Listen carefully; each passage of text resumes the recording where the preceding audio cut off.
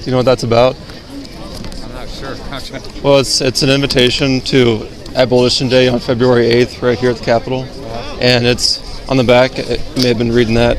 It explains what's been going on here at the legislature going back to 2016, how going back to that year 2016, the Republican legislators have been either not hearing it or killing the bill that would actually abolish abortion. It would end it, and they would choose a pro-life bill that regulates it.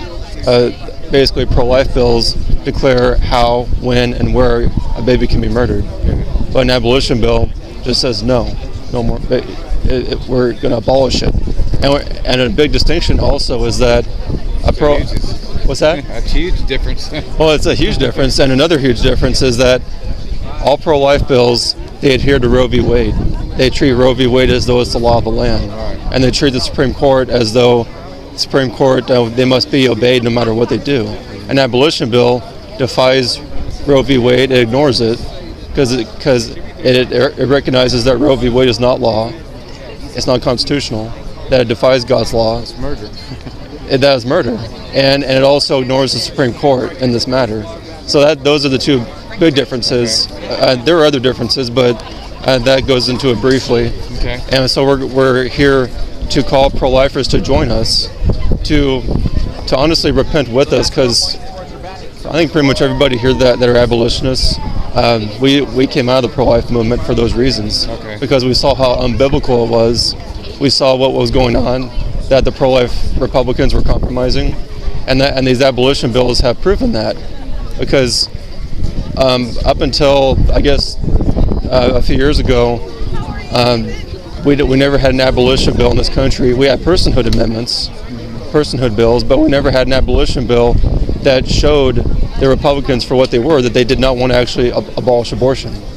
And so that's been another good thing, is it's revealed them for that they're saying one thing, they want to end abortion, but then they reveal no, they don't. And so we're hoping that those here who are pro-life will think about the pro-life movement, what they're doing, and come out of that and just compare it to the Bible.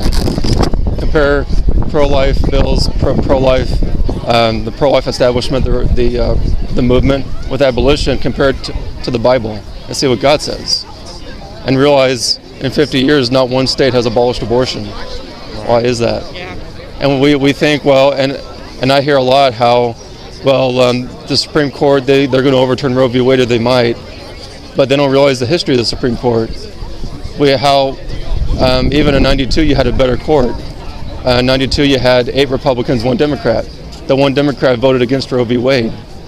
That was better than what we got now, and even they voted 5-4 to uphold Roe v. Wade, right? Right. And so why do we think that that's going to get better? Yeah. We keep trusting these pro-life Republicans, these justices, these pro-life presidents, and then they let us down every single time. So it's a call to stop trusting in the Supreme Court, especially when they defy God's law, and trust in God, and come out of the pro-life movement, realize that, I'm not saying everybody in the pro-life movement's evil, but a lot of the politicians, and they're not ignorant. The pro-life Republicans here, they're not ignorant. They know what they're doing. Because we do this every year now. Come to the Capitol. What's that? When did you start that? To become an abolitionist? Yeah. A few years ago. Okay. I had researched it online.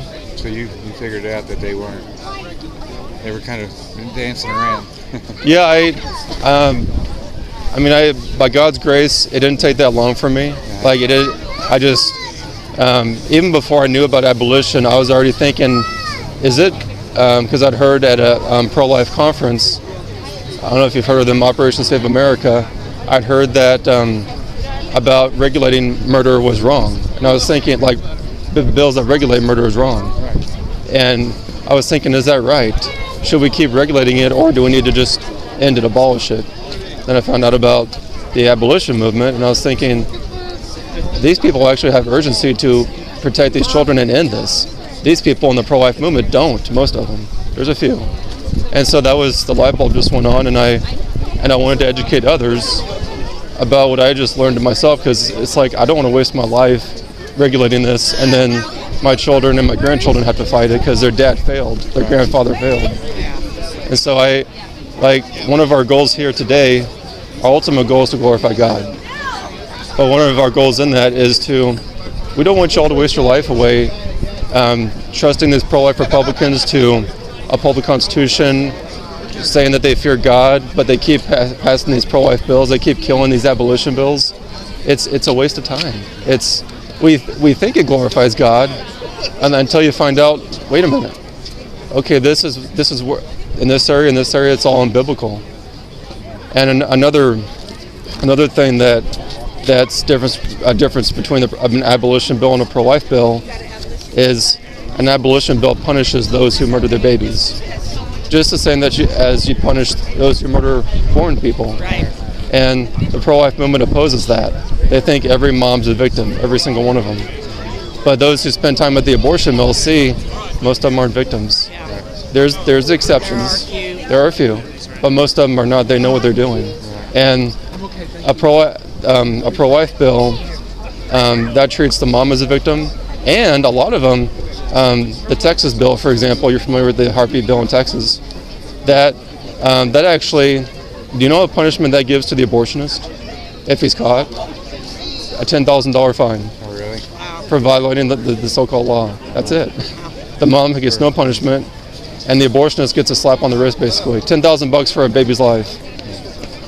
And and even in the Roe v. Wade opinion itself, Harry Blackman, who authored Roe v. Wade, he noted that.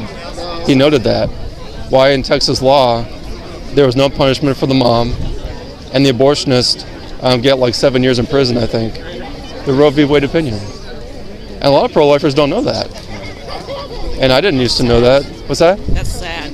Yeah, and so Harry Blackman, who authored Roe v. Wade, he saw the inconsistency. He saw the inconsistency almost 50 years ago that most pro-lifers don't even see today. And when I saw that, just doing research, I was like, wow, he saw it, and most Christians don't see it today. And so, and they still passing bills that don't punish moms, give them maybe a slap on the wrist to the abortionist. So we're basically saying that abortion is not murder with these bills. And by teaching that the mom's a victim, and somewhere along the line they got to make it murder. yeah, I mean it is murder. It is murder. It's a worse murder. Exactly. Woman's body and pull a human being out. Exactly. But the pro-life movement doesn't treat it like that. A lot of pro-life leaders, Tony Lounger here in Oklahoma, you probably know that name. He's been interviewed by Jeff Durbin, and there's a documentary called "Babies Are Murdered Here." Babies are murdered here too. It's on YouTube. He interviewed Tony Lounger, and Mr. Lounger he said it like we don't call it murder, it's killing. So the pro-life leaders, they want to soften what God says is murder. And then we wonder why we're still having to fight this, to this day. And so that's, if you're able to, February 8th is 2-3 weeks from now. When did this start, the walk? The walk? Oh, what do you mean? This walk? Or this? This one. Oh, I know the first bill was introduced in 2016. So it's been a few years, probably. Yeah, I don't know when they actually had the first abolition day. They've had it for at least 3 or 4 years now because I've been to 2 of them. This will be my 3rd one, and I will say this doesn't happen in many states. I think this is actually the only state where they have abolition day. Really? I mean, it's the most pro-life state in the country, and I'm from Kansas, and we haven't done this in Kansas. Oh, really? Yeah, nothing like this in Kansas. And Kansas is a supposedly pro-life state, right? Oh, yeah. But even here in Oklahoma, most pro-life state, this capital, the legislature is dominated by pro-lifers, but yet they won't pass an abolition bill. So I mean, the person with common sense and is able to think asks why won't they hear this bill? Why won't they pass it? Makes you wonder. And some of the reasons I've already given are why. I think this goes into it on. I'm not sure if it gives the reasons, but basically. Can you go online and read more about it? Yeah, it's right here. Okay. Free the States. And they also have a podcast on YouTube where they talk about all these things. And that's partly how I'm as educated as I am on what's going on here in Oklahoma. I'm not local here. but I come here often when I'm in the area, and so I'm keeping up with what's going on with the politicians, with the pro-life groups, and the abolitionists that are rising up. Because do you know the name Joseph Silk? Joseph who? Joseph Silk. Well, he's a former senator. He was the one who introduced the bill in 2016, the first abolition bill, and he introduced it year after year for 4 or 5 straight years, and now he left being a senator. Now he's working to educate people so they can go talk to their legislators, because that's what we need to do. We need to talk to the legislators, because there are some legislators, a few out there, that will repent, that will stop regulating it. But a lot of people just don't know. Well, thank you for your information. Yes, sir. What was your name? Joe. Joe. And Tracy. I'm Nicholas. Nice to meet Keep you. up the good work. Yeah. Yes, sir. Do you have any more people that could benefit from an invitation? Yeah, Mike.